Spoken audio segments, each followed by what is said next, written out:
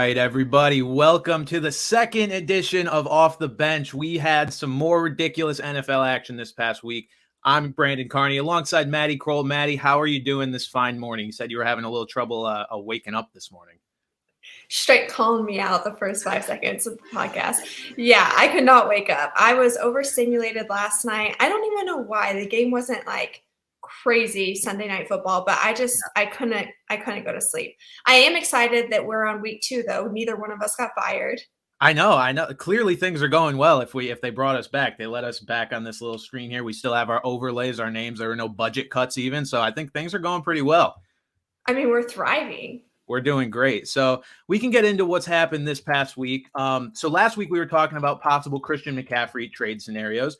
Little did we know that the man was going to be traded basically not in the middle, but toward the end of Thursday night football. I was sitting there just watching a little Cardinals Saints, trying to watch my boy Chris Olave put on for me in fantasy. And suddenly I see Christian McCaffrey's traded to the 49ers. I'm like, this is way too late for this to be going on. I understand San Francisco's over on West Coast time. Carolina, they're probably keeping Carolina up with these trade discussions. They're like, fine, second, third, fourth, whatever, take them. Don't care. Get them on the plane. So they got that trade done. Maddie, what were your first reactions to Christian McCaffrey's trade to San Francisco? I was excited initially, and then we had all the details that came out over what the 49ers gave up for Christian McCaffrey. And I just felt like that's a lot for a player who's coming off an injury and in a season where he didn't really play much. He hasn't played much the last couple of seasons. So I was kind of shocked that they gave up that they went all in on CMC this year when their quarterback is Jimmy G. Sure. So I personally am not overly concerned about the McCaffrey injury history because something I looked into a lot before the season for fantasy football and just for my own educational purposes is kind of these running backs and their injury histories and whether they actually are injury prone or if people just overreact. So McCaffrey is an interesting one because his injuries, they were kind of all just bad luck the past couple of years. And it's like, you don't have these injuries that are necessarily repeatable or likely to recur. So you've got a guy like Dalvin Cook, who he always hurts his shoulder, always. I believe he tore a labrum, and so now he's always prone to hurting his shoulder. And, like Raheem Mostert, playing great for the Dolphins right now, but he's got recurring knee issues. So those kind of guys are more likely to get hurt in the future. McCaffrey, bunch of random injuries. I don't believe in overall fragility of a player. So I do think he'll be okay health-wise, at least, to the same level of any other running back in the NFL. I think he'll be all right. The irony of him going to the Niners, who are constantly plagued by injuries, is still definitely a thing. But no, I'm totally with you. I thought the going all in for McCaffrey thing was a little weird. It was one of those things that it's like the Niners probably felt compelled to make some sort of move to push themselves over the edge in the NFC. They see that this is their opportunity to compete. They're trying to create, a better roster than the Eagles have, which the Eagles are loaded. And they're just trying to make some noise out in the NFC because they know that they can win a Super Bowl this year. At the same time, though, it's like if they don't now, where does that leave them? It's weird to go all in when going all in doesn't involve addressing your biggest weakness and the thing that is likely to get you knocked out of the playoffs eventually.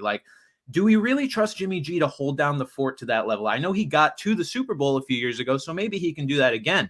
But I tweeted this the other day, and it actually blew up. I don't know how. I didn't see anybody notable retweet it, but I said, the Niners are going to do something sick. They're going to have McCaffrey out wide and Debo in the backfield, and Juszczyk in the slot is going to be awesome. And then Jimmy's going to throw a pick because he underthrew Brandon Ayuk by 4 yards.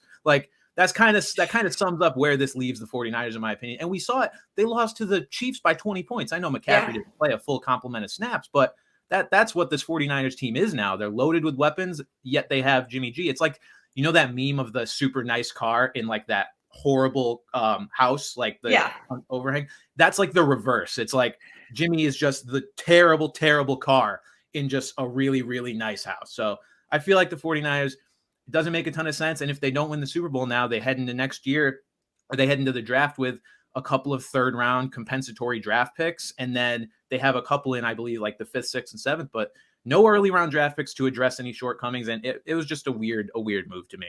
It was weird. And for me, it was just kind of like, you're talking about Shanahan, who can make a wide receiver have insane rushing yards. You know what I mean? So it's just wild to me that they spent that much on that particular position when he could have taken a third, fourth round running back and turned it into a CMC situation just because he's Shanahan. Like that's just what he does. So it was wild to me that it was just like that much money spent on that specific position when I don't think CMC makes this a Super Bowl caliber team any more than what they were before. I really don't. Yeah, I think he makes them more exciting. I think he does make them better, but I don't think it's enough. He doesn't make them enough better to compensate for the draft picks that they had to give up. Like you look at the box score, even you watch the games, watch the game against the Chiefs, Jeff Wilson had a really nice game. And I know Christian McCaffrey's better than Jeff Wilson. I think we all understand that.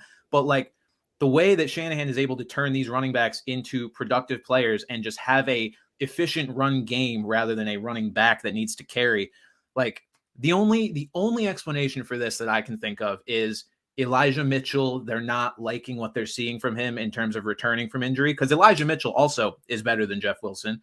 Not as good as Christian McCaffrey, but at least he's a really good explosive player that they plucked out of God knows where last year. And that's what they do. So I don't know if they weren't liking what they were seeing from him and they just wanted to be like, hey, let's lock down this great running back and, kind of just work with what they've got.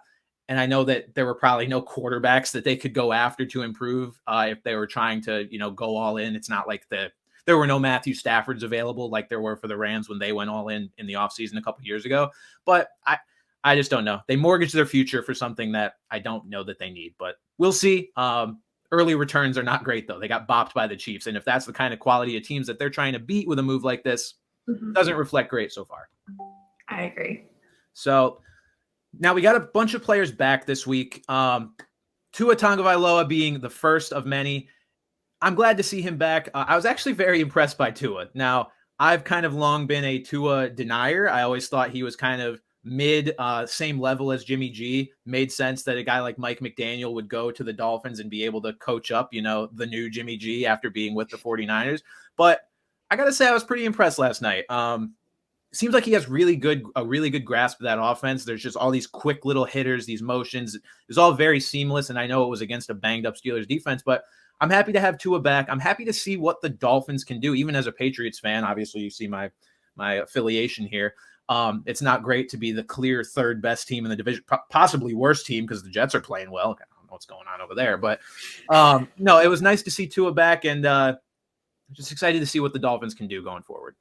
It was nice to see him back. He was getting the ball off quicker. I just wish, he wouldn't dive headfirst into a defender to get like half of an extra yard. Just slide. At this point, homie, you are out with a concussion. There's still people who don't believe you should be back. They kept panning to his mom, who just looked pissed. She was so mad. Each time that he would do his little dive in, they would pan up to his mom, and she was shaking her head. She just looked like she was ready to chew on one. But it was nice to have him back. I definitely think I have Tua on 2 fantasy teams this year. Significant difference whenever he's out there. That offense just kind of gets into a rhythm, a roll. But to me, it's wild because whatever they did with Tua in the offseason this year, his mechanics have improved so much from last year. Tua, just stay healthy, start sliding, stop doing the head diving in thing, and I think we're going to see some good things from him, especially with Tyreek down the field and Waddle. I'm excited to see what Tua does. I'm glad he's back. I agree. I said coming into the year, this was do or die for Tua. You have no excuses anymore with the weapons that they gave you. The only excuse would have been if for some reason, Mike McDaniel was Nathaniel Hackett and you have this horrible coaching that's going on despite the weapons. But no, we've seen it. Mike McDaniel's a good head coach. Tua has all the weapons he needs. He has a good offensive line. It's it's do or die. And he's doing right now. And it's nice to see, I don't ever want my take of a player being bad to be correct necessarily. I want to see guys succeed, more so than I want to be right. So it's fun to watch Tua. I want to see if they can actually, knock off the Bills or the Chiefs when it comes down to it. But it is exciting to see him. But I do totally agree. He needs to protect himself a little better. I said last night, I can't tell if Tua has that dog in him or if he's just stupid. It's he's fighting for those extra yards like a Josh Allen would do. But it's dude, you just came off of possibly the most brutal looking head injury we've seen in the NFL in some time. Maybe just slide, take it easy for now. We can get back into the put your body on the line thing after we're sure you're all right. And even then, like, be smart about it at least. Yeah, there's a difference between showing grit and like doing what's best for your team, right? Like if you go down, it's obvious like they're going to struggle. So let's keep you safe and let's not worry about that extra half of a yard. Exactly. And now this was a week of many comebacks, Tua just being probably the most notable because of the just national headlines surrounding the concussion and all of the how that was handled by the NFL and by the Dolphins. But we also had Dak Prescott make his long-awaited return. I think the honeymoon phase with Cooper Rush came to an end at the exact right time. You had a lot of people thinking that the Cowboys were better off with Cooper Rush because they were just winning games with him.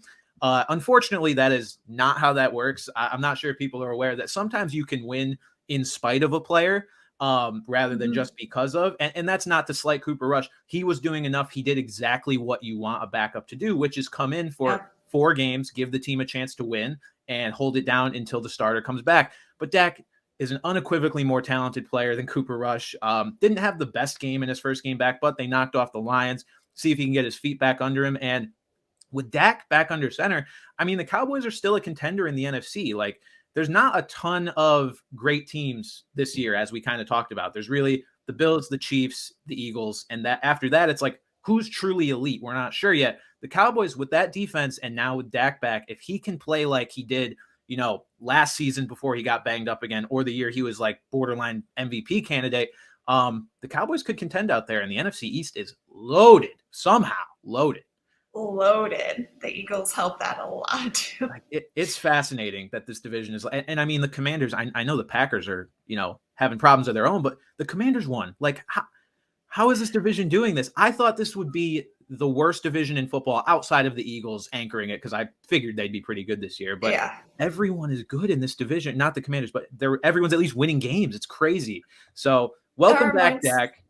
That reminds me of the TikTok that's like, a win is a win. A win is a win. Exactly. I feel like that's how Cowboys felt. But what was interesting to me is the fact that it looked like a game plan for Cooper Rush that Dak stepped into. Like, that was not a package that was designed for Dak at all. I don't think he had one package throughout any of the 4 quarters where I was like, wow, that was designed for Dak. So it's interesting, and I don't know if they did that for the offensive line who's still adapting, or if they did that for Dak just to kind of come in and it be simple for his first game back. Hopefully they can game plan to get Dak's strengths going forward, and we're going to see an improvement there. But that defense is carrying them. I mean, that defense is unbelievable. That defense is ridiculous, and it's impressive too, because coming into the year, you know, some people thought they were frauds last year, mainly because of Trayvon Diggs being such a sellout type of player, where you know, he's leading the league in interceptions, but also leading the league in yards allowed. He's having another good year. He seems to have actually taken a step forward defensively to where he's not getting burnt like that on a consistent basis, and he's still coming up with interceptions. You got Micah Parsons, who I think is the most versatile defensive player in the league, if not the best defensive player in the league. So they are very, very talented on both sides of the ball, but they were very, very talented on both sides of the ball last year too. We'll see if they can win again when it comes down to it, much like we were asking about with the Dolphins. And then the other big name player who came back this past week, Jonathan Taylor. Not a ton to say about him, honestly. Just good to see him back, because the Colts are kind of miserable to watch overall. At least you can tune in and see the guy who we all thought coming into the year was the best running back in the NFL. I'm not so sure if people have that take anymore, with Saquon being kind of fully back to form and just other guys kind of running the ball like crazy this year. Jonathan Taylor having a bit of a down year, plagued by injury, but he's back. Matt Ryan is bad, so I don't know how much it matters, but it's nice to see all these stars back on the field. Matty Ice with the interceptions. Matty, listen, so we had the betting segment last week, which we'll get into a little bit later, but the only one of my bets that actually hit was Titans.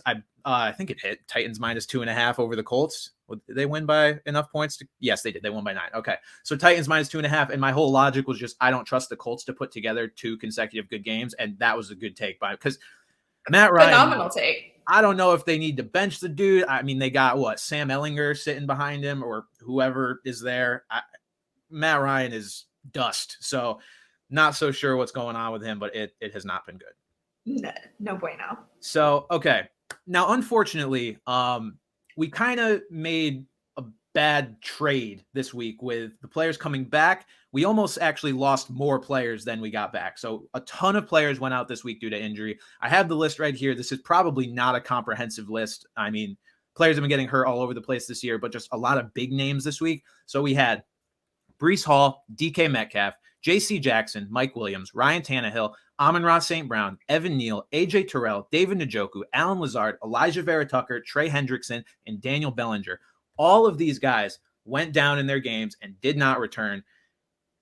It's just, this year feels like it's been brutal for injuries, and the Breece Hall one in particular. It's gone for the season. The Jets just can't have anything nice, can they? Mm-hmm. I mean, Breece Hall rips off that, 75-yard touchdown run. Everyone's like, this guy is a stud. People are already talking about him as one of the best running backs in the NFL. He looks like it. He passes everything on the eye test, and then done for the year, ACL injury. Now we're going to come into next year with a ton of question marks because coming off an ACL injury in your first year is very hard. And you just hate to see that. You hate to see it. For me, it was Evan Neal, because how many offensive linemen can the Giants lose? At this point, it's just incredibly stressful. You're talking about a kid who came out and is just bawling. Mm-hmm.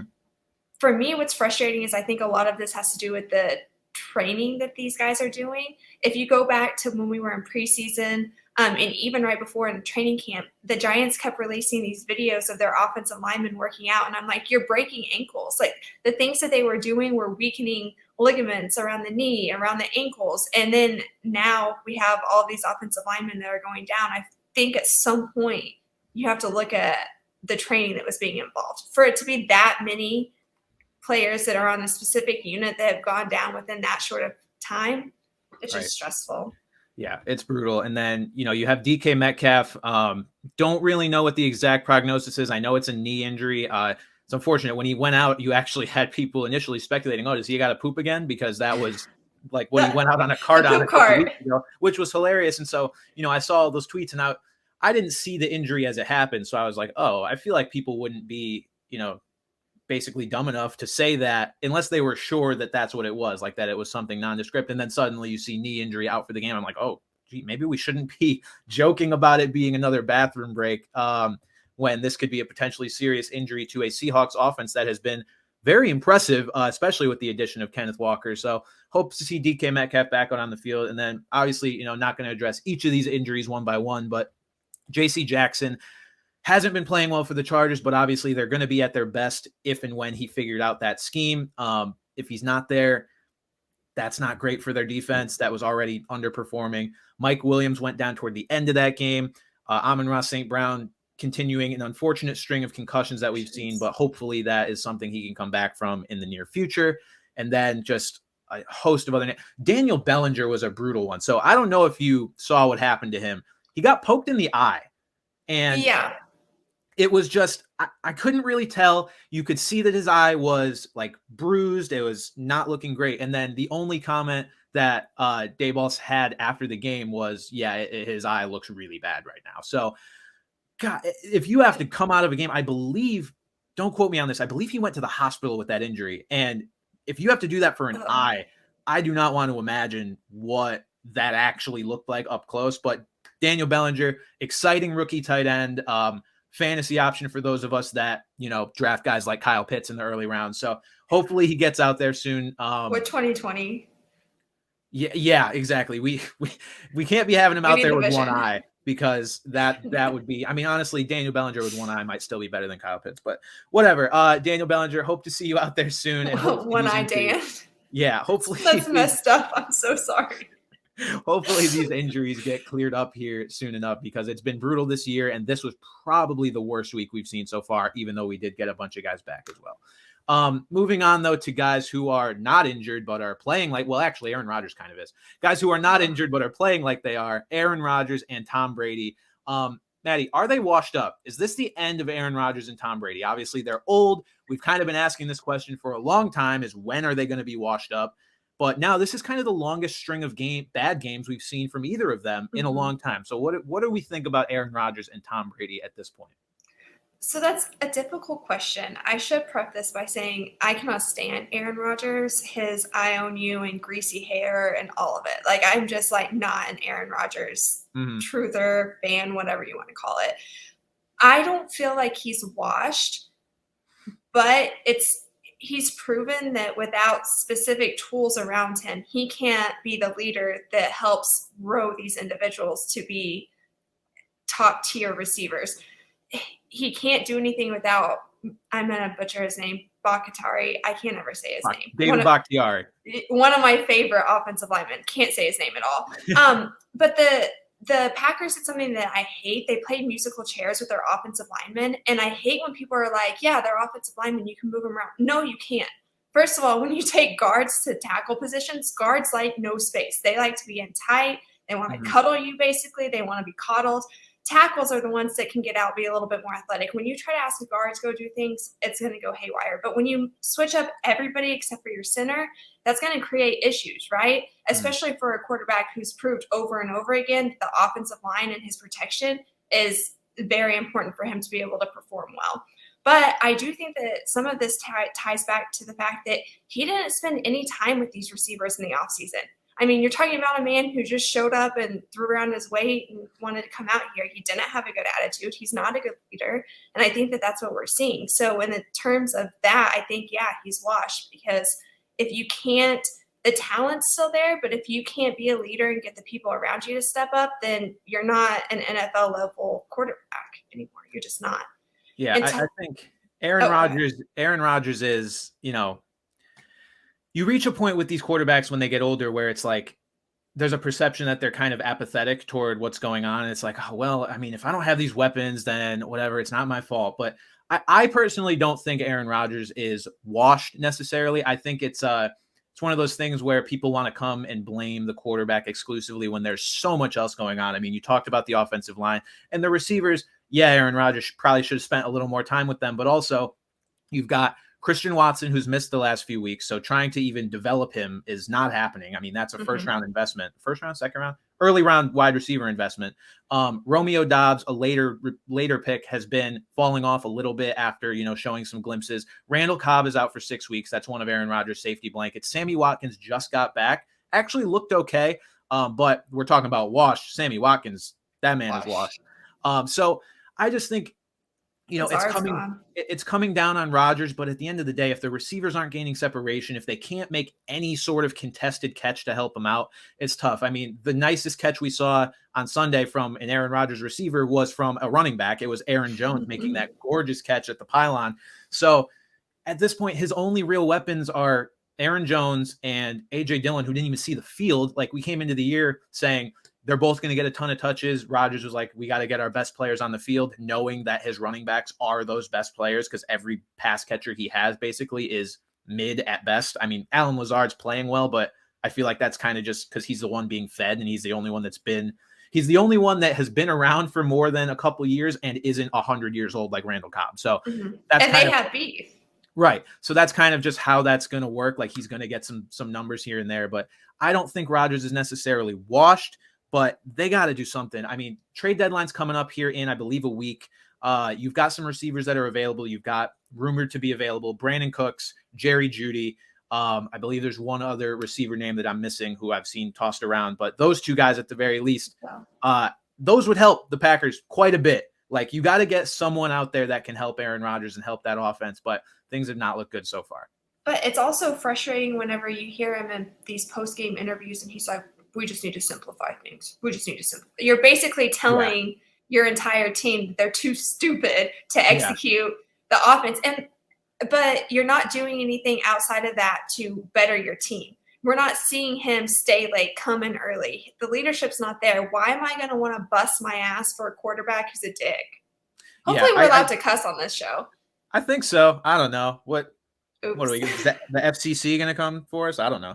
The PCC, the podcast. I actually don't know what FCC is. I mean, my ex-boyfriend came for me after last week's episode. Oh no, but yeah, I do think Aaron Rodgers has been.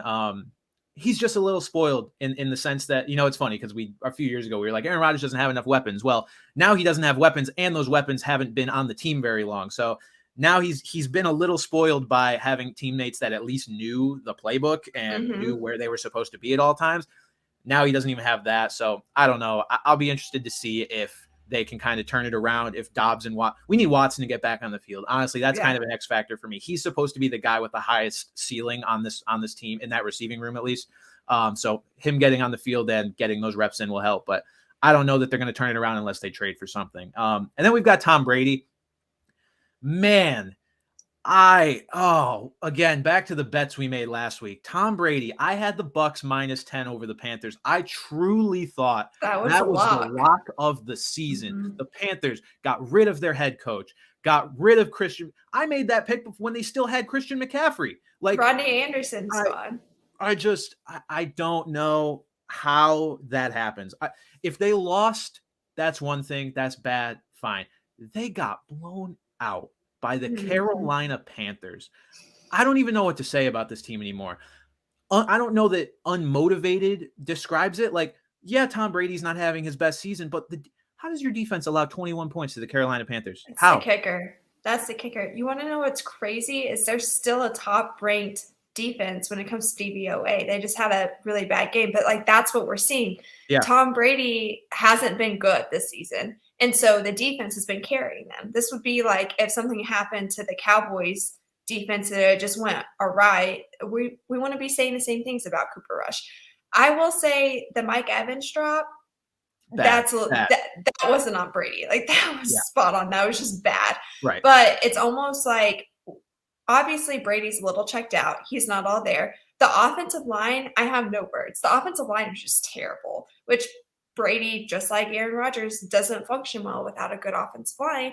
And it's just a bad situation. Yeah, I think I saw Big Ben talking about it.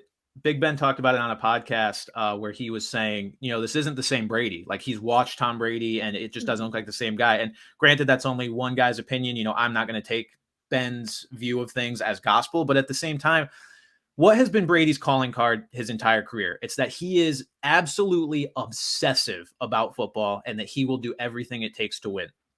I think the fact that he retired this offseason at all just shows a sort of 1 foot in, 1 foot out mentality that we've never seen before. I feel like it's hard to mentally be like, I'm retired and then immediately come back. Even when you're a guy like Tom Brady, we've never seen that out of him, like any sort of real retirement consideration, let alone being officially retired, despite it only being for a month. I just think that kind of paints the picture of how the season has gone. Maybe he's not all there mentally. And then you got the whole personal life thing going on. I don't want to dive too much into what's going on there because we don't know the specifics. All we know is something's going on with his relationship, whether it's an actual divorce or what it is. Tom Brady he just doesn't look like that guy right now. I don't know that the Buccaneers are going to turn it around this season. The Packers are a team that I could see turning it around if their receivers take a step forward and if they maybe make a trade for one. The Bucs, the only thing I can say in their favor right now is that their division is still wide open because the Falcons, we'll talk about them shortly, I think are frauds despite their better than I could have ever imagined start. And the Panthers are in shambles, and the Saints, who I thought had one of the best probably the best roster in that division outside of the Bucs, have the worst record in the division now. So they can still win that division, but at this point, first round exit seems likely, and I don't know that they turn it around. This seems like an unfortunate potential end to Brady's career, and I do hope he gets a little better, but it's rough right now. It's very rough. And to your point about him being half in, half out, I mean, the man signed a contract for when he gets done playing football. He's going into broadcasting. He's already got a game plan. So none of us thought that he was 100% in it. Just we didn't expect this from Brady because we're used to only knowing his obsessive, compulsive football mentality. Yeah, we've seen him be kind of superhuman, obsessed with the game forever. And so I thought, I'll be honest, at the time of him retiring and unretiring, this didn't click as a possibility for me that like, oh, he's 1 foot in, 1 foot out. Like, so he's going to be bad this year. That didn't register. But now looking back, it's like, it kind of makes sense. Like he's only ever known football, but for that month, he's like, I'm with my family. I'm done. I'm going to go to Fox and broadcast and make more money than I did playing. And now it just it's all making sense now looking back at it. And yeah, it's just not looking great for Tom. But again, in that division, Let's move on to our weekly Kyle Pitts update. Now, I did pitch to our producer that this be a actual weekly segment. I feel like I will always have something to say about Kyle Pitts going forward, so it might as well be. Kyle Pitts, this is my official breakup letter to you. I am no longer starting you in fantasy ever again in any league. I can't keep doing this, Kyle. And listen, it's not me. It's you. It's you. It's 100% you. Or is it Arthur Smith? Yeah, well, that's the thing. When I say it's you, I don't mean it's actually Kyle Pitts. I mean, it is the situation that he is in. Because if I told you that Kyle Pitts had a 38% target share in a game, would you think that would lead to a pretty good fantasy day, or a pretty good day at least? 38%. You would think. You would think. Not when it's 5 targets, because they only threw the ball 13 times. What more are you going to ask for if you're a Kyle Pitts owner than a 38% target share in a game where they were getting smoked by the Bengals and would in theory have the game script advantage to get Kyle Pitts some numbers because they should have to throw? They didn't throw. Instead, Arthur Smith just said, nah, we're going to establish the run until the game is over and then lose 35-17. My mind is blown by this Falcons team because other than this game, they have been good. Somehow, overall, they've been good. They came into this game, I believe, 3-3, and even their losses were all close. The Falcons are an enigma at this point, and Kyle Pitts is the epitome of that enigma. I don't know what to think of them. All I know is, Kyle Pitts, you're getting benched, whether it's for Greg Dulcich, Hunter Henry, or one-eyed Dan Bellinger. You're done until the Falcons prove that they can throw the ball more than at least 13 times. I need you to be in the 20s. I need you to be in the 20-plus pass attempt realm. And I do think if the Falcons had even an average thrower of the football, if the Falcons had Jared Goff right now, Kyle Pitts would have 700 yards. I don't care. Marcus Mariota is just that bad, or at the very least, Arthur Smith doesn't trust Marcus Mariota that much. That's what I think is happening. I don't think that it's a Kyle Pitts thing. I think that at this point now, it's just evident that he doesn't trust Mariota. Yeah, and at that point, that's fair. I mean, right, it absolutely is. But at that point, get Desmond Ridder off his ass and put him in the game. Like, I understand it's a rookie quarterback from Cincinnati. We don't know if he's going to be any good. I totally understand that. But it can't be worse than this, right? Desmond Ridder can hand the ball off. Desmond Ridder can attempt 13 passes a game, and I assume not be as bad as, at least be as good as Marcus Mariota was. Like, I don't understand what Arthur Smith is doing. And I even more so don't understand how he's kept most of their games close up to this point. I don't know.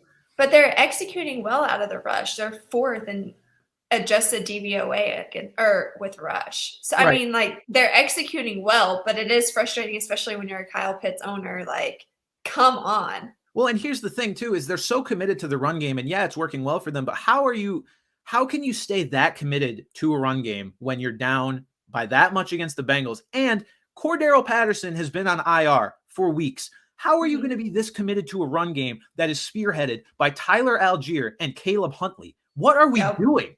What are we doing? And another thing is, he was known before he came to Atlanta. He was known for his love of 12 personnel. You have a unicorn tight end that you're not even utilizing. Where is that guy? Like, let's have it back. It's just so weird to me. Like, I drafted Kyle Pitts this year with the idea that, you know, he has this crazy ceiling in fantasy football. And at the very least, that his floor would be what he did last year, because why would I think any different? It's the same coaching staff. The only difference is Marcus Mariota at quarterback and Arthur Smith not trusting him, or Marcus Mariota himself being bad and warranting that lack of trust.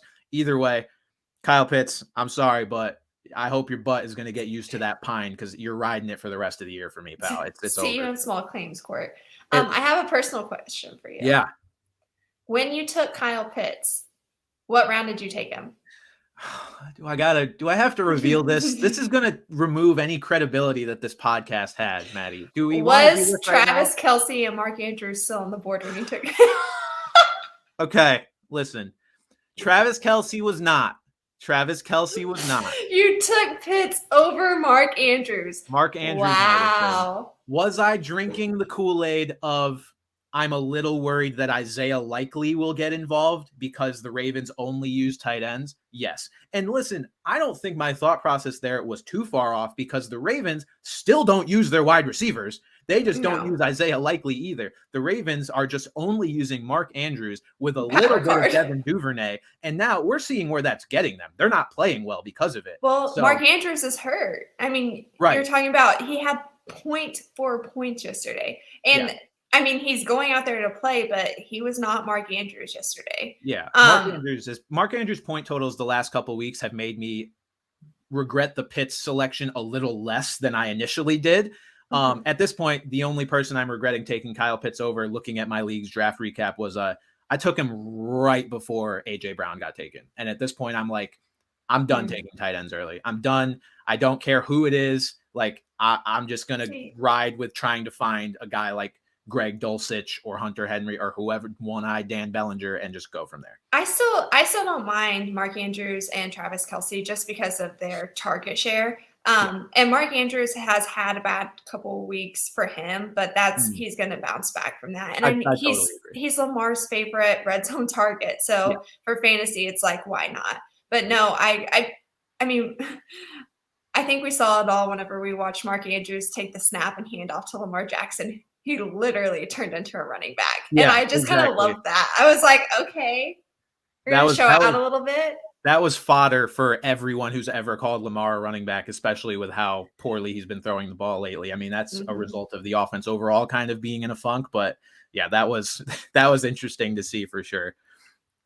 Okay. So we've got a new segment that I kind of thought of, and I think will be a good one to bring back every week in some format. So I've seen on TikTok and elsewhere these sort of drafts where two people go back and forth. They make about 5 picks each, and we basically have viewers, listeners, wherever you guys are absorbing this podcast, tell us whose group of 5 you think is better. So what we're going to do the best QB wide receiver combos in the league. So 1 quarterback, 1 wide receiver. This concept for this week kind of born off of Joe Burrow and Jamar Chase murdering people for the last 2 weeks. They will, I imagine, be one of the early picks in this draft here. And then going forward, I would love for anybody listening or watching this podcast to tell us what else you want us to draft. I mean, we could do it as simple as who are the best power running backs in the league, who has the best arms in the league, and then Maddie and I will each have a group of 5. You tell us who's better, inflate one of our egos or both of our egos, and, make us preferably mine. Right, of course. So best QB wide receiver combos. Maddie, I am happy to give you the first selection in this. I think we each have a pool of kind of combos, and we will go from there. So should we switch off each week? Yeah, we can do that. Sure. So next week I'll take first pick and whatever it is, and yeah. So I'm going to take the college bros. I'm going to go with Joe Burrow and Jamar Chase. Okay. All right. I think that makes total sense. Kind of they're the reason that this is a thing this week. So they're going crazy. I think there's just something to be said for that college chemistry, which is funny because my first overall selection is not going to be a college pairing. It's Josh Allen and Stephon Diggs. I feel like there's kind of it's 1A and 1B. I feel like, I have all these other combos written down and they're really good. There's a bunch of good ones, but those two are kind of the ones that are going just bonkers this year. Every other combination, you kind of have at least either the quarterback is underperforming or the wide receiver is underperforming, and these are just the 2 elite options. Okay, that leads me to number 2. Going back and forth. I have a feeling, okay, I know which one you're going to take if I take this one. I'll go Jalen Hurts, AJ Brown. Okay, that's a good one. So you know what I'm going to take here because I don't. Which is hilarious. Oh, I thought you would take the one that I was debating between because you said underperforming quarterbacks. And so I was like, man, this one might be on his mind. Underperforming quarterbacks. I mean, there's a few that qualify for that, to be honest. I guess if this is the one you think I'm going to take, I might as well take it just because their connection is so good. Matthew Stafford and Cooper Kupp. Is that what I just whispered it into the camera. Is that what you thought? Okay. Matthew Stafford, out of empty, sexy as hell. Yeah, listen, the Breakfast Boys, the Breakfast Club, whatever, they had that chemistry talked about before last season when Cooper Kupp won the Triple Crown. I was between that and a couple other ones because there are other combos where the QB and wide receiver are, better. Like as a tandem. Whereas right now, this combo is here's Cooper Kupp and here's Matthew Stafford, but like Stafford's just like take the ball every time. Yeah. Like and Cooper Kupp makes things happen that weren't there or weren't designed for him. Exactly. So if you're like, I up. need my team to get up the field and I need to pick a QB wide receiver connection to make that happen, Stafford and Kupp is as good as it gets. So I agree. Okay, what about Kirk Cousins and Jefferson? That's an interesting one. Obviously had it another one of those. Obviously had it on my list. Honestly, was a sort of later addition to my list just because Kirk again, underperforming quarterback. And well, the Vikings have a great record, but Kirk is another situation where I don't think he's necessarily the reason for that, but he's playing well. So that's a good one, similar to the Stafford Kupp combo. Just have a thing for Justin Jefferson. Yeah, I mean, totally fair. Guy's a monster. So, all right. The next one that I'm going to go with is a combination that was actually brought back this week for the first time this season, and I think made a huge difference for this team. Kyler Murray and DeAndre Hopkins is my next pick. DeAndre Hopkins basically turns Kyler Murray into an entirely different quarterback when he's on the field. And we saw, Hollywood Brown and Kyler had a pretty good connection. Obviously, that's another college duo. But I just think that this Kyler Hopkins connection is something else, another level. And it's because Hopkins is better than Hollywood Brown. Let's not get that mistaken. That's going to supersede any sort of college connection that may be going on with Kyler and Hollywood. Versatile. Yeah. Kyler and Hopkins it is lethal. It is a Hail Mary combo with Kyler being able to scramble around for 20 minutes behind the line and eventually find Hopkins. They're nasty together. So they are. I like that pick. What about Patrick Mahomes and Juju Smith-Schuster? Wow. That's interesting. Isn't it? That's very interesting, especially because that is a combo that has only come on in the last 2 weeks or so. Is that my fourth? That is your fourth. Yes. Okay, good. I still have one more. Yeah, that is interesting. Yeah, mainly just because I've seen Juju kind of evolve into conforming into that Chiefs offense, and I think that they're starting to gain a little bit more trust. That's one thing that Patrick Mahomes has to have. If he's going to throw you the ball, he wants to know that you're going to be able to get it. And I think that you've slowly seen that confidence build in Patrick Mahomes. And they have the offensive line to give him the time that he needs. So I really like that connection moving forward. Yeah, Juju was a guy that the first few weeks of the season, basically up until last week, I was like, where's the production? Because he's gotten exactly 8 targets other than, I think it was week 2, he had like 3 targets. But it was mostly 8 targets every single game. And just very mediocre production. It was like 60 yards. And I was like, okay, is this just what Juju's going to do? Because once the Chiefs get down to the red zone, it's kind of just they give the touchdown to either Kelsey or they don't care who it is. Like it's just run some play, some shovel pass, some nonsense to Clyde Edwards-Helaire or Marquez Valdez-Scantling. Or this week, Mecole Hardman had 3 touchdowns. They don't seem to care where the touchdowns go. So I was like, is Juju going to be as productive as I thought he would be? Now, back-to-back 100-yard performances with a touchdown each week. It seems like Juju just needed some time to integrate into that offense. I fully expect him to be their most productive receiver going forward. I'm sorry, I'm not buying the Mecole Hardman Kool-Aid. I'm not. So other than, he'll be their most productive receiver, not including Travis Kelce as a tight end. So I'm excited for what I've seen for Juju, and I think that's a very sneaky pick. I would not have picked them, so you could have got them in the 5th, but I like that pick, though. Who are you taking 4th? I'm between a few here. I think I'm going to go with Derek Carr and Devontae Adams. It was a toss-up. There's a few I like, but again, back to the college combo. It seems like Carr and Adams do have a pretty solid connection. It's not the Rodgers-Adams connection, I'll say that, but it's enough of a connection that, I will take Devontae Adams, who I think is still a top 3 receiver in football, and Derek Carr, who is good enough to support that.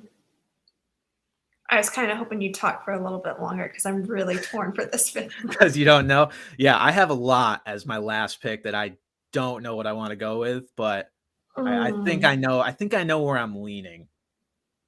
And one thing I do want to say, and I mentioned this to Maddie before the podcast started, we are allowed to repeat quarterbacks if we want. So there are quarterbacks that have multiple good receivers. If you want to take the connection, from the other side of the field with the other receiver, you're more than welcome to do so.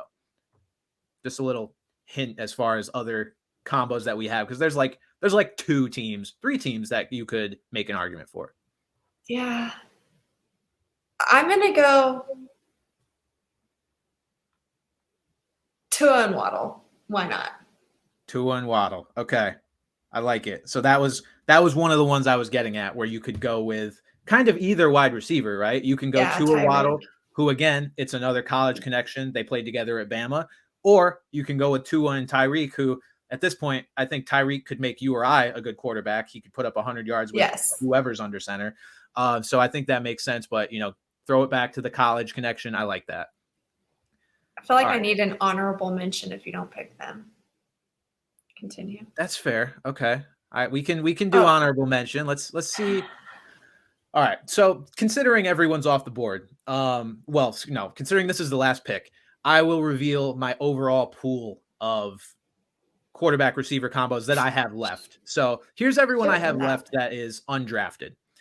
Jalen Hurts and Devonta Smith, I think, is interesting. Just another college combo, but Devonta hasn't been good enough this year, production wise. So I'm not going to pick that. Kyler and Hollywood. I've already picked Kyler and Hopkins. Tua and Tyreek Hill.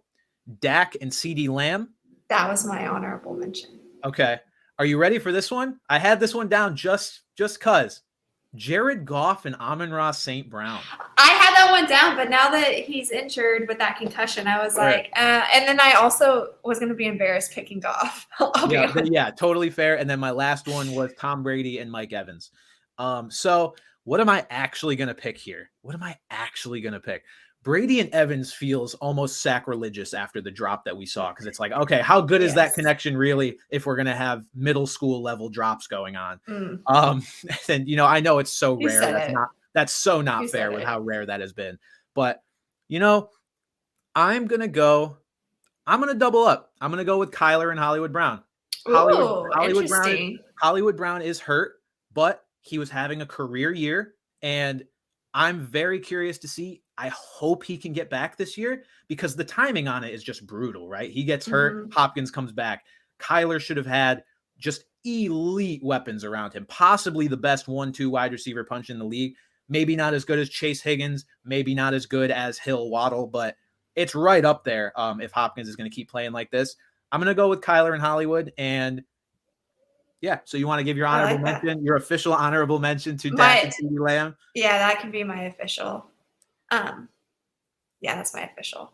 All right. Burrow Higgins is a good honorable mention also. Yeah, it is. I think, Higgins has had a lot of games where he's actually outproduced Chase in games where they both been active. Because of the way they run them. They run them both down the field. Who are you going to guard? Right. You have to choose one. Exactly. And I think my honorable mention I will give to Brady and Mike Evans, only because, this past week should not skew what we've seen over the past 2.5 years. That's not fair, but sorry. There might be a little bit of recency bias going on here, but we'll ignore that fact. So let's move on to, what do we have next? We've got game picks. I made a couple more game picks for this week.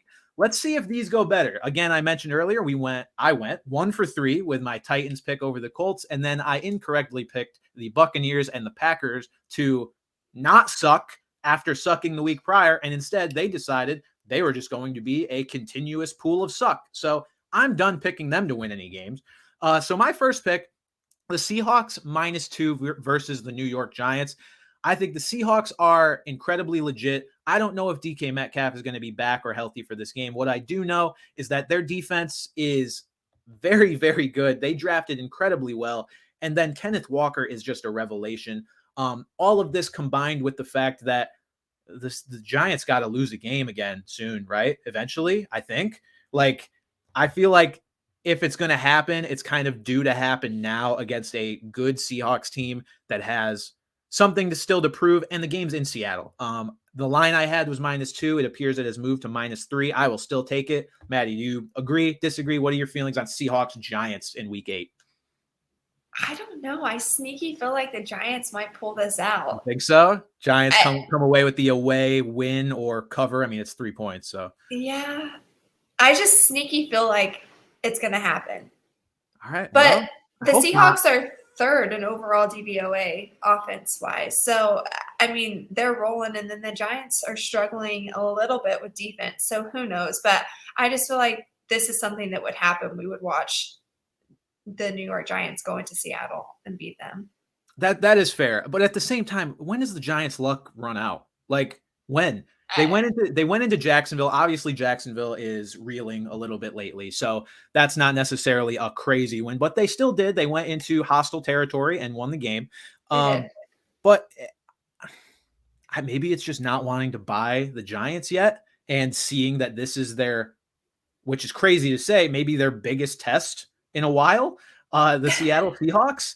But I really like what I've seen from the Seahawks so far. I think they pull it out at -3. My next pick, let me see if this line has changed at all. It has not. The Bengals -3 at Cleveland. I feel like with the way Burrow and Chase have been connecting, it feels like a very easy pick to me. Yeah, it seems like a lock to me. Yeah, and granted, I know the Ravens only beat the Browns by 3 points this past week. I think the Bengals are much better than the Ravens at this point and are clicking at the right time. This feels like an easy one. It feels like this spread, I would not have been surprised to see it a little higher. I know that they get watered down a bit when it's, a team going into a hostile territory again, which they are going into the deep depths of Cleveland, into the dog pound. So I get it. And it's on primetime. We got a little Monday Night Football Halloween. Those Browns fans may be in some spooky costumes and scaring Joe and Jamar. So maybe I'm wrong here, but I like that pick this week. I agree with you. I'm sure people who are watching this were probably like, what just happened to her face? I don't know what I did, but I completely just erased the screen and you were gone. And I could hear you and I was like, oh no, what do I do? And I'm like clicking things. So my face was like half the time through there. It's Halloween. I've turned into a ghost. Well, that game will be on Halloween. And then who's your third pick? My third pick is, let me make sure this line hasn't changed either. Even if it has, it probably won't matter. Okay, so it's moved a lot, actually. The Patriots, -2.5 versus the Jets. Another away game. The Patriots are going into New York. Just kidding. No, they're not. They're going into New Jersey to play the Jets. So I just think the Patriots defense has been on such a different level this year. And the Jets now losing Breece Hall. I mean, that was kind of the motor of their offense. That's a huge shock. Yeah. It's huge. When I saw this game line last night, it was Patriots -1, which is kind of what made me be like, oh, that's easy. It's basically a pick 'em. Now I assume that 1.5 point is because of the Breece Hall injury that things have moved, because the Patriots have not played yet as of this recording. They play tonight against the Chicago Bears. I will be there. Go Pats. So there's nothing that would have moved the line. Is this a homer pick? Well, maybe. I also think it's just, the Jets are clearly playing very well. These New York teams, I don't know what got into the water in New York, New Jersey, MetLife, whatever we want to call it, the place with the awful turf. Something's going on there that everybody's overperforming. I feel like this is sort of an equalizer type of game where I don't think the Jets are that much better than the Patriots. Remove bias, I don't think they are. So the Patriots, let's assume they get by the Bears in this game. That'll put them at 4-3. The Jets are 5-2. Patriots win this game. You've got even records. They're both 5-3. I feel like that looks more correct in the standings. Like, you've got Bills, you've got Dolphins, both very, very good, arguably both elite. The Bills are elite. The Dolphins very well may be. And then the Patriots and the Jets are just both pretty good. I think it makes sense for the Patriots to go in there motivated to be like, this team is not better than us. We beat up on the Jets for the past 20 years. I know Tom Brady's off in Tampa doing his thing now and he's not here, but I think the Patriots, they remind the Jets who their daddy is this week and win by at least 2.5 points. Do you feel that way even on a short week? Because that's a big short turnaround, especially for a quarterback who's coming back off of being out.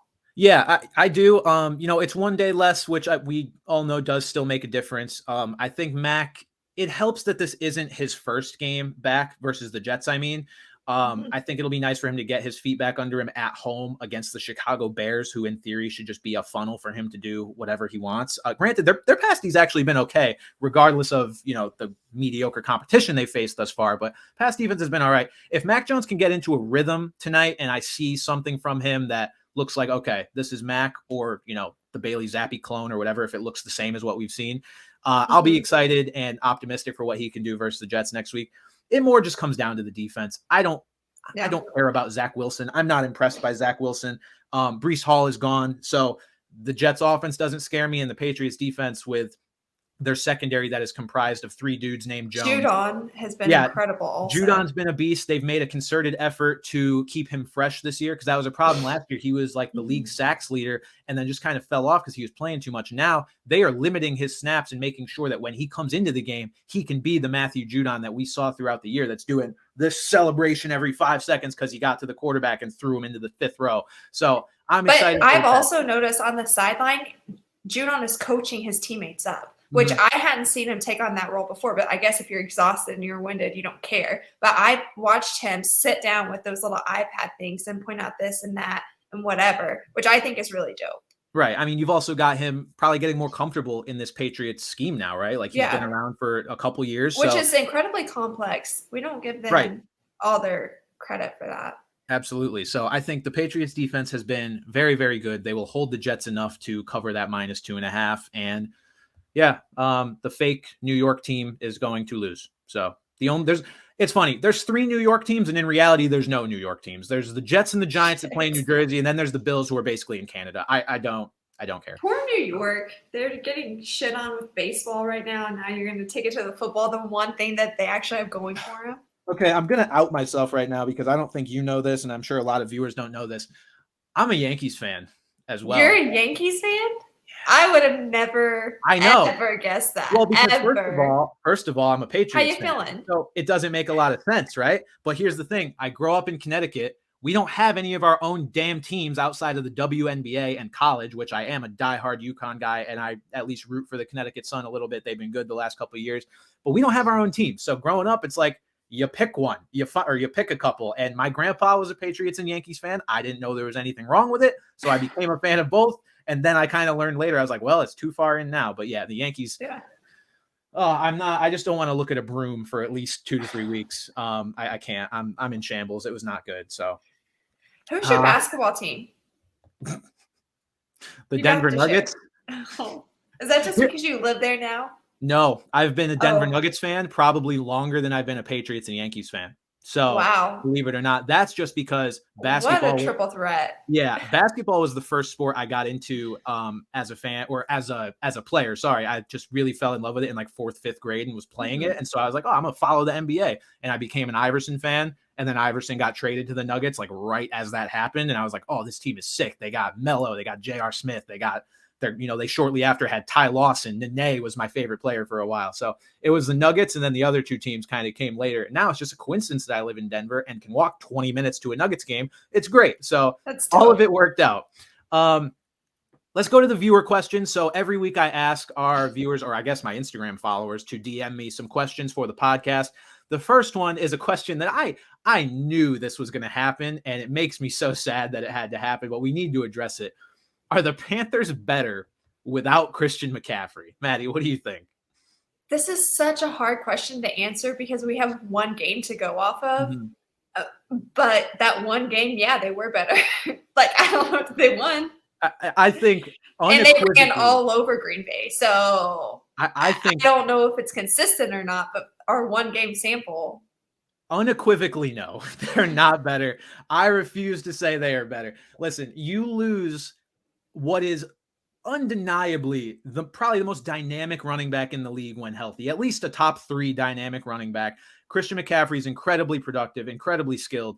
You lose him, the team is not better. I think the Panthers ran into a Buccaneers team, like we already said, has been unmotivated. There's something wrong there. They're broken. I didn't expect that game to go the way it did, but you had Chuba Hubbard and Deonta Foreman both running all over the Buccaneers. I do not think that's a matter of McCaffrey getting traded and unlocking these 2 superstar running backs. Maybe they will be more competitive than we think going forward, at least this season, but I can't say they're better without Christian McCaffrey. Did they win the trade? Yeah, I think so. I mean, they're rebuilding. They got a haul for this dude that they would have had to pay $18 million a year for the next 3 years. They won the trade. They're not better in the interim, but they don't probably want to be better in the interim. They want to get that high draft pick. They want to see CJ Stroud or Bryce Young in Carolina blue in a few months. So no, they're not better. And I don't think they want to be better. I also think I'm quite positive. I said Green Bay, and I definitely meant the Bucs. Quarterback, same thing. But I'm looking at the schedule for the Panthers coming up, and there's a lot of tough games. So it's gonna be rough the next few games. Will And the real I think that we'll Carolina see Panthers please stand up these next few weeks? We will see what they're really made of with XFL quarterback PJ Walker. So who knows what's going to happen with them? I can't Shots imagine. fired. Dang. Listen, I put it in a video this past week. The Panthers have 3 quarterbacks on their roster. Well, I'm going to ignore Matt Corral because he's hurt, but 3 quarterbacks on their roster basically with PJ Walker, Baker Mayfield, and Sam Darnold. I said they have 1 XFL quarterback and 2 guys who are about to be there in the next 2 years. So, and then, okay, so keeping on sort of the Panthers topic, who's winning the NFC South? I thought this was an interesting viewer question because it doesn't seem like anyone wants to. Maddie, who do you think wins the NFC South? So at the top of the NFC South right now, we have the Bucks and the Falcons. Mm-hmm. Wow. The fact that those are the 2 top dogs and they're tied. I am going with the Falcons just because I don't know that the Bucks are going to be able to improve. And it seems like each week they're actually regressing. And although Atlanta is Atlanta and they have their own set of issues, like I feel like at least we haven't watched them regress. They're winning games. They basically, the Bucks and the Falcons have the same schedule playing out. I just think that the Falcons might be able to pull 1 or 2 out more than what the Bucks could do. Yeah, I'm going to go with the Buccaneers with the qualification that I think whoever wins this division is not going to reach double-digit wins, or at least is barely going to reach double-digit wins, because I don't see the Panthers getting anywhere close to it. The Saints, who I still think have the makings to be a solid team, are 2-5, so they are just staring down the barrel of, a bad season regardless of what they do from this point forward. So, when you think of the Saints, their absolute ceiling is they win out and go 11-5. Like I thought they could have got close to that before the season. The fact that that's their ceiling now is like things have gone wrong in New Orleans, injury-wise, quarterback-wise. Andy Dalton's throwing picks and just looking depressed into the camera. So Saints and Panthers are non-factors at the moment. That was wild. Can we talk about that? Oh, man. It was like an art. It's like the most beautiful photo. It's incredible. And it's so funny just how detached he was from the play. Like, I know he's not making that tackle, but it's hilarious to see an active play going on in the background while he's just like, depressed, just looking off into the distance. But yeah, they're out of the picture. So we've got the Bucks and the Falcons. Again, we talked about it earlier. I don't think the Falcons make that push unless they make a quarterback change, and unless that quarterback change works out. I just don't think this is sustainable, because you're going to run into games like the Bengals where you cannot run it that much and expect to win the game when the game script doesn't allow for it. So I think they will need to get Desmond Ridder or someone else, I don't know, in there this season to compete. But I don't necessarily know that they came into this season expecting to compete. Yeah, that's fair. The Buccaneers, I don't think they turn it around and become NFC title contenders. They've looked too bad. They have not passed the eye test. They need to make major, major changes if that's going to happen. But I think they win the division. I think they win it, though, at 9-8 or 10-7 at best. It's going to be close. We'll see. That's where I'm at with the Bucks. And then this last question. Now, I thought this was interesting, and this can be kind of interpreted a few different ways. Who is your Mount Rushmore of talented quarterbacks? Skill, not necessarily results. Now, for simplicity purposes, I'm going to keep this to a Mount Rushmore of this season, because I don't know about you. I don't have I didn't have time to go back and look and compare Randall Cunningham and Lamar Jackson and figure out which of them was more dynamic running the ball, especially when you compare the eras that they play in. So we're going to go with this season, but I do think it's interesting to separate the idea of whether they're playing well right now almost doesn't matter. We're looking at raw skill set and what they could do in the right situation with the right coaching. So Maddie, have you thought this question? Did you see this question? Have you thought it over about who your Mount Rushmore would be? I didn't see this question, and this is really difficult for me because you're talking to a person who sometimes I can't decide what I want for dinner, so I just don't eat because I just get so overwhelmed. But going to bed is not an option with this question. Sorry, you can't just sleep. I can't just sleep it off. Yeah. Okay, so Lamar Jackson has to be up there. Josh Allen, I called him Daddy. I stand by that. Josh Allen has to be up there. It would be wrong of you to not have him here. Patrick Mahomes. How many do I have? 3? Yes, Josh Allen, Lamar Jackson, Patrick Mahomes. And then one more. Do I go with the old part or no? This season? But skill set. I like a quarterback who can do some things on his feet too. You know what? So this is hard because I feel like I personally like Justin Herbert better than Joe Burrow. However, he's fucked with that offensive line now. It was bad on the right side, but with Slater going out, that's what's causing the issue. But as far as skill set quarterbacks go, I have to go Justin Herbert. No, I'm gonna go Justin Herbert. He deserves it. He just is in a bad situation. Yeah. Okay. I think that's fair. I think we're going to obviously have a lot of crossover here. I mean, if you've got a Mount Rushmore of talent, you cannot leave Patrick Mahomes or Josh Allen off of it. I just don't think you even have a choice. And even Lamar Jackson is the most dynamic rushing quarterback we've ever seen in this league. And his arm is plenty good enough to like compensate or complement that. So I think those three are kind of locks. The fourth one, which is what you were struggling with, is I think a little more up in the air. You've got Herbert, you've got Burrow, you've got Jalen Hurts. And in my opinion, why do I always forget about Jalen Hurts when it comes to these things? Continue. I'm so sorry. Yeah, well, he was on bye. I mean, he's basically, I don't want to say he's Lamar Jackson after Lamar Jackson, but he's kind of that. Like Lamar came in and, revolutionized sort of the running quarterback as we've known it the last few years, at least. We saw Kaepernick do it way back, but at least in the sort of last couple of years, Lamar's the only guy that went that crazy doing it, although he hasn't done it lately, which is part of the reason the Ravens haven't been good. The other guy I want to throw out there, and I have not decided if this is my fourth one. You know what? Yeah, I have. Screw it. I'm showing him a lot of love in this podcast, which is weird because I generally have not felt this way about him. Kyler Murray. I think Kyler Murray's just skill set of being able to extend the play for not literally, I hate when people use that word wrong, for like 20 seconds if he wants to. Run around. Man avoids tackles the way men avoid commitment. It's unbelievable. Exactly. Just dodging bullets left and right. It's crazy. And the only thing I think Kyler Murray would still be, so people have short memories. I think Kyler Murray a couple of years ago was very much in the back end of the top 5 quarterback in the league conversation because we were watching him run around and have a pretty solid arm, run for a ton of yards.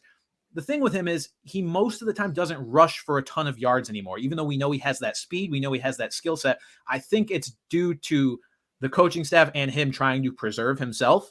But if we're going off of strictly the skill set that, if left unchecked, you unleash him, what these guys can do. I think Kyler Murray has an incredibly unique skill set from that perspective because he's so mobile, but also unlike, necessarily Jalen Hurts or Lamar Jackson, he's always looking to go downfield. Like he will extend and stay behind the line of scrimmage, wait for someone to get open, launch it to DeAndre Hopkins in triple coverage, and he'll catch the ball. Like I think he just has, when you're going off of a Mount Rushmore of talent, you look for guys that have unique skill sets. And I think Kyler has an incredibly unique skill set for extending the play. And if, for better or worse, he decides to start running the ball again, we will put him back in that conversation with the elite rushing quarterbacks like Jalen Hurts and Lamar Jackson. I just feel like he doesn't make the best decisions sometimes. And that's when it's bad, it's really bad. And he hasn't learned from his mistakes. He's still holding onto the ball too long instead of just like getting rid of it and trying to go for like he's thrown how many interceptions on second, third down just because he's tried to make something happen that wasn't there. Like sometimes I feel like it's too much. Do you still pick him knowing that we have a video game that's about to drop? Or has dropped. When does it drop? Call of Duty. I believe it comes out this Thursday night at midnight, so Friday. So yeah, we'll see. Call of Duty Modern Warfare 2 is coming out. Everybody, if you have Kyler Murray on your fantasy teams, this might be the time to trade him. Even though he hasn't been that good coming to this point, we might get even worse. I don't know, but this question, this is what I meant by I thought it was interesting how you can interpret it. Because is Kyler Murray even a top 10 quarterback in the league right now? In my opinion, no, he's not. But if I'm creating a quarterback in a lab and trying to give them these certain skill sets and then trying to teach them things after, Kyler's one of the guys I'm going to create, although I may give him a few more inches of height while I'm creating him because I have the freedom to do that. Yes. But and that shows some limitations. Yeah, it absolutely does. But if we're removing sort of the mental aspect of it, because we're looking at, strictly skill or athletic skill, I think he's up there. And again, it's just how you interpret that question. And I think that was what drew me to it. I thought it was very It's a great question. Yeah. So that will do it for this episode of Off the Bench. again, guys, make sure you you send us some questions or even suggestions for the draft segment. We QB wide receiver combos. I think at the very least, I'll try and make a graphic so we can have those combinations up there and have you guys vote or tell us which combo is better, because this is a very competitive podcast. We are going to be yelling at each other over whose teams are better, bragging Yes. if you guys overwhelmingly tell us that one of our groups is better than the other. So send us those suggestions, send us questions for the viewer question section, and of course, let us know what you think of Off the Bench episode 2. Maddie, any parting thoughts? I just want to say thank you to everybody who's given this podcast a chance. We had crazy numbers that we didn't expect, and it was awesome to see all the support.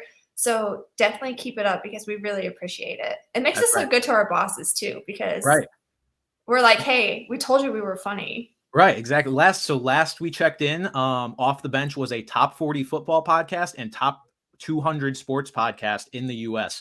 Which is amazing. After one episode, that is unreal. So everybody, thank you. People who have followed me for a long time, people who have followed Maddie for a long time, you guys made this possible. So Off the Bench is here. Off the Bench is going to be back every single Tuesday for the rest of forever until we are in the grave. So keep tuning in, keep sending us questions. And for Maddie Kroll, I'm Brandon Carney. We will see you guys next week.